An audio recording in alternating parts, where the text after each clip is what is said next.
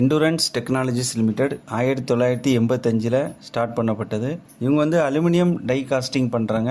31 உற்பத்தி நிலையங்கள் இருக்குது. இந்தியாவில் இருக்குது, ஐரோப்பியாவில் இருக்குது. 1999 endurance suspension systems private limited ஆரம்பிச்சது. 2016 எண்டுரன்ஸ் டெக்னாலஜி லிமிடெட்னு பேர் மாற்றினாங்க. Aluminium die casting, suspension, braking, transmission பல்வேறு துறையில் தயாரிப்பு பண்ணிட்டு இருக்காங்க. 2, 3, 4 சக்கர வாகனங்கள் உலக அளவில் 38 நாடுகளில் ஏற்றுமதி செய்கிறாங்க.